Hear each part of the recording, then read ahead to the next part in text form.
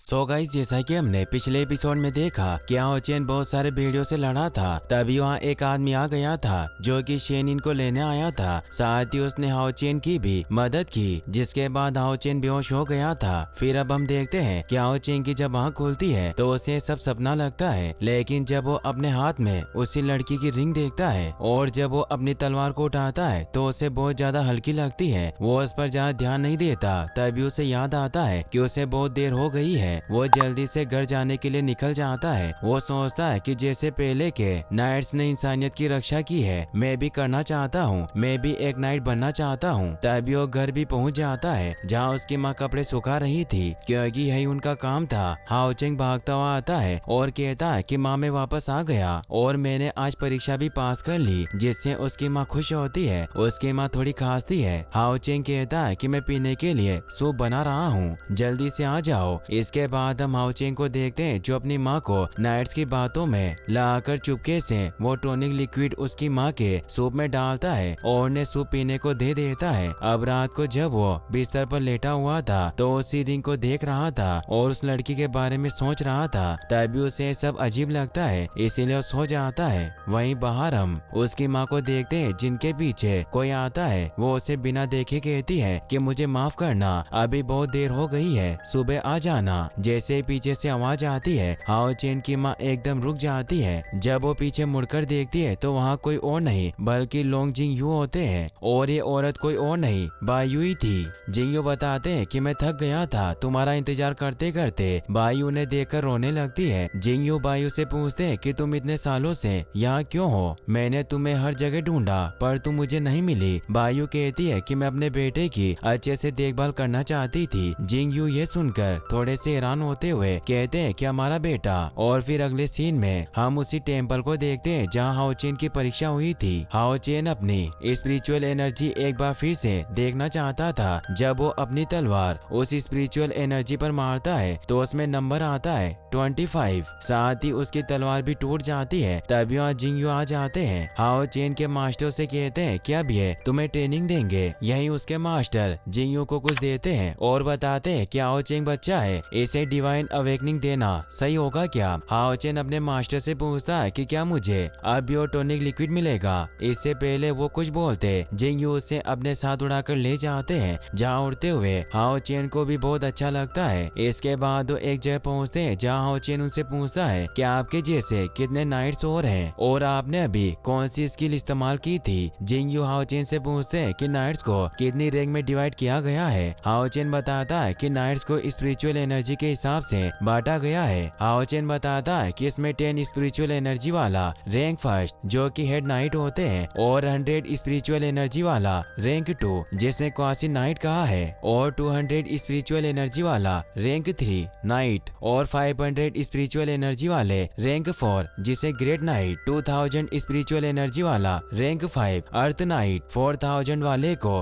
Rank 6 radiant night, 10,000 spiritual energy वाले rank 7 के होते हैं, 30,000 स्पिरिचुअल पावर वाले रैंक 8 प्लाडीन, 1 लाख स्पिरिचुअल एनर्जी वाले रैंक 9 जिन्हें होली नाइट कहा जाता है। जिंग यू हाओ चेन से कहते हैं कि तुम्हें अपनी क्लास में सबसे आगे निकलना होगा डिवाइन अवेकनिंग की मदद से। हाओ चेन हैरान होकर कहता है कि डिवाइन अवेकनिंग क्या है। जिंग यू से कहते हैं कि ये एक नाइट के लिए बहुत जरूरी चीज है, यह तुम्हारी छुपी हुई स्पिरिचुअल एनर्जी को बाहर निकाल देगा। हाओ चेन थोड़ा सा उदास होकर बोलता है कि मेरी छुपी हुई स्पिरिचुअल एनर्जी कम हुई तो क्या होगा, क्या आप मुझे अपना स्टूडेंट नहीं बनाओगे। जिंग यू कहते हैं ऐसा नहीं है, मैं तुम्हें तब भी ट्रेनिंग दूंगा। इसके बाद जिंग यू एक फॉर्मेशन बनाते हैं जिसके बीच में हाओ चेन खड़ा होता है और जिंग यू से कहते हैं कि तुम्हें इसके दौरान थोड़ा दर्द होगा। फिर वो शुरू करते हैं लेकिन वो हैरान हो जाते हैं क्योंकि हाओ चेन को बिल्कुल भी दर्द महसूस नहीं हो रहा था। जिंग यू हैरान होकर देखते हैं क्योंकि इसकी बॉडी में बिल्कुल भी इम्प्योरिटीज यानी अशुद्धियां नहीं थी। इसके बाद अगले ही पल हाओ चेन खुद को स्पेस में पाता है और फिर वो किसी चमकदार चीज के बहुत पास चला जाता है और वो जब आँख खोलता है तो खुद को एक बर्फीली जगह पर पाता है जहाँ उसके जैसे कुछ क्लोन्स भी थे। वहाँ पर जो मास्टर थे वो सभी को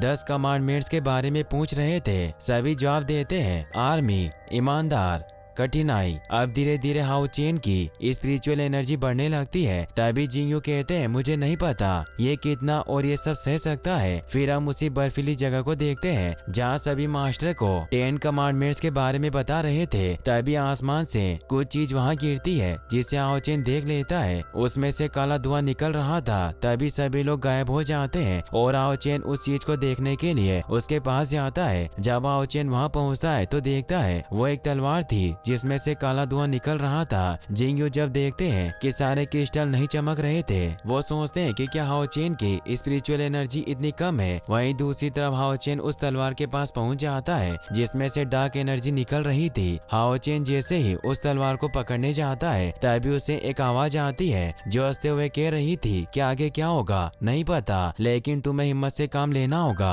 अब हाओ चेन उस तलवार को पकड़ लेता है और खींचने लगता है। तभी उसमें से बहुत सारी डार्क एनर्जी निकलने लगती है। वहीं बाहर जिंगयू समझते हैं कुछ नहीं हो रहा, इसलिए वो ये सब रोकने जा रहे होते हैं। तभी उनके पीछे से एक चमकती हुई छोटी सी लाइट आती है जिसे देखकर वो कहते हैं कि ये क्या है। तभी हम देखते हैं वहाँ जितने भी लोग, जानवर, पेड़ पौधे, सबकी बॉडी से वही लाइट निकलने लगती है जिसे सभी देख हैरान होते हैं। हम देखते हैं ये सभी लाइट्स हाओ चेन की बॉडी के अंदर जा रही थी। जिंगयू ये देखकर हैरान थे। उन्होंने आज से पहले ऐसा कभी किसी के साथ होता हुआ नहीं देखा था। वही हम हाओ चेन को देखते हैं जो कि उस तलवार को जमीन से निकाल रहा था। तभी उस तलवार की डार्क एनर्जी अलग होने लगती है और हम देख पाते हैं कि बाकी के क्रिस्टल भी चमकने लगते हैं। इसका मतलब यह था कि हाओ चेन की स्पिरिचुअल एनर्जी बहुत ज्यादा बढ़ने लगी थी, जिसे देखकर जिंगयू बहुत हैरान होते हैं कि पहली बारी में ही हाओ चेन की पावर इतनी बढ़ गई थी। अब तो हाओ चेन के अंदर से बहुत सारी एनर्जी निकलने लगती है जैसे वो उसके कंट्रोल से बाहर जा रही हो। ये सब दूर खड़े सभी लोग भी देख रहे थे। साथ ही एक स्पेस जैसी जगह पर खड़े कुछ लोगों को एक आदमी बताता है कि साउथ ईस्ट में कोई अनजान एनर्जी देखी गई है, हमें वहाँ जाकर देखना चाहिए वहाँ क्या हो रहा है। तभी एक आदमी हंसता है पर हमें उसका चेहरा नहीं दिखाया जाता। वही हम हाओ चेन को देखते हैं जिसके सामने कोई आता है और उसे कहता है कि तुमने बहुत अच्छा किया जो तुम अंधेरे से नहीं डरे। मैं तुम्हें ताकत दूंगा ताकि तुम सबसे ज्यादा ताकतवर हो सको। हाओ चेन हैरानी से सब कुछ सुन रहा था। वहीं बाहर वो बहुत चिल्ला रहा था, साथ ही उसकी एनर्जी और बढ़ती जा रही थी। हाओ चेन को वो चीज आगे कहती है कि तुम्हें एक महान नाइट बनना है, कभी हार मत मानना। वो चीज कहती है कि क्या तुम डर गए, जिस पर हाओ चेन गर्दन घुमाकर कहता है नहीं। तभी वो चीज कहती है बहुत अच्छा किया, तुमने मेरा भरोसा जीत लिया है, मैं तुम्हें सब कुछ बताऊंगा। और अचानक से हाओ चेन को वो उठाकर दूर फेंक देता है जिससे हाओ चेन असली दुनिया में बहुत तड़पने लगता है। इसीलिए जिंगयू को यह सब रोकना पड़ता है। हाओ चेन जिंगयू की गोद में गिरने के बाद पूछता है कि क्या मैं पास हो गया और बेहोश हो जाता है। इसके बाद जब जिंगयू और हाओ चेन एक जगह गर्म पानी में नहा रहे थे तभी जिंगयू हाओ चेन को देखकर सोच रहे थे कि जिसकी भी डिवाइन अवेकनिंग एनर्जी 90 से ज्यादा होती है उसे सन ऑफ लाइट कहा जाता है और हाओ चेन की एनर्जी 97 थी। अगर जिंगयू ने उसे नहीं रोका होता तो हाओ चेन की एनर्जी और ज्यादा बढ़ जाती, लेकिन इससे उसकी जान को भी खतरा हो सकता था, इसलिए जिंगयू ने उसे रोका। तभी हाओ चेन जिंगयू से पूछता है कि मेरी स्पिरिचुअल एनर्जी कितनी है। जिंगयू कहते हैं कि इससे कोई फर्क नहीं पड़ता, मैंने पहले भी तुम्हें बताया था, मैं तुम्हें ट्रेनिंग जरूर दूंगा, चाहे स्पिरिचुअल एनर्जी ज्यादा हो या कम, जब वक्त आएगा तो मैं तुम्हें बता दूंगा। इसके बाद जिंगयू सोच रहे होते हैं कि आज तक कोई भी सन ऑफ लाइट नहीं बना और आगे वो मन ही मन में कहता है गॉड ऑफ लाइट, क्या आपने 10 साल मुझे इसी का इंतजार करवाया था। तभी जिंगयू को वहाँ एक कीड़ा मिलता है जिसे पकड़कर वो हाओ चेन से पूछते हैं ये कौन सा कीड़ा है। हाओ चेन बताता है कि सिकाड़ा है। जिंगयू हाओ चेन को बताते हैं कि तुम जानते हो कि इस कीड़े को 10 साल अंधेरे में रहना पड़ता है, फिर ये उजाले में आता है। और आगे वो कहते हैं कि इंसान भी बिल्कुल ऐसे ही है, वो भी हजारों सालों से अंधेरे में है, लेकिन अब समय आ गया है इससे बाहर निकलने का। इसके बाद वो डीमन लॉर्ड की एक आकृति बनाकर हाओ चेन को दिखाते हैं और कहते हैं हमें इसे मारना है। हाओ चेन उन्हें कहता है कि इसके बारे में मेरी माँ ने मुझे बताया है। यह सुनकर जिंगयू उस आकृति को मिटा देते हैं। जिंगयू हाओ चेन को कहते हैं कि मैं तुम्हारे लिए एक ट्रेनिंग गोल रखूंगा। वो कहते हैं तुम्हारा गोल है कि तुम्हें इतिहास का सबसे महान नाइट बनना और और फिर मेरे साथ मिलकर डीमन एम्परर फिंग जियो को हराना। वहीं दूसरी तरफ हम शेनिन को देखते हैं जो एक जगह बैठकर कुछ बच्चों को खेलते हुए देख रही थी। तभी उसके पास वही आदमी आता है और उससे कहता है कि मुझे पता है कि तुम बहुत अकेला महसूस कर रही हो, तुम भी दोस्त बनाना चाहती हो। यह सुनकर शेनिन को हाओ चेन की याद आ जाती है। वो आदमी उससे कहता है कि तुम बस रैंक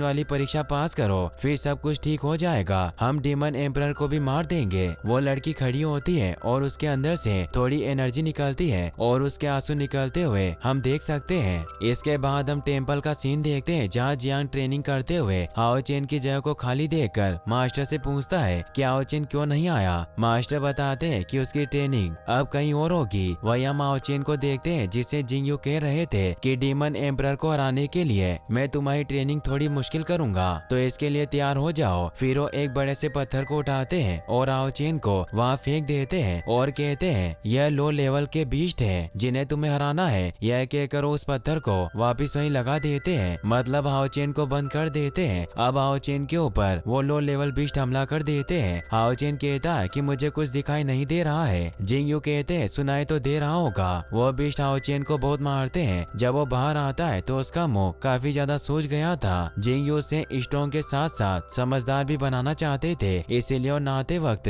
डीमन के बारे में ज्यादा से ज्यादा जानने को कहते हैं। इसके बाद उसकी शाम को फिजिकल ट्रेनिंग होगी और ऐसे ही उसकी ट्रेनिंग चलती है और हाओ चेन को बहुत मुश्किल होती है, लेकिन वो अच्छा कर रहा होता है। जब हाओ चेन एक पहाड़ की चढ़ाई कर रहा होता है जो कि उसकी ट्रेनिंग का एक हिस्सा थी, लेकिन हाओ चेन वहाँ से गिर जाता है और ये एपिसोड यहीं पर खत्म हो जाता है। गाइस, अगर आप इसका नेक्स्ट पार्ट भी जल्दी देखना चाहते हैं तो इस वीडियो को लाइक करने के साथ साथ चैनल को सब्सक्राइब भी जरूर कर लें। Thanks for watching.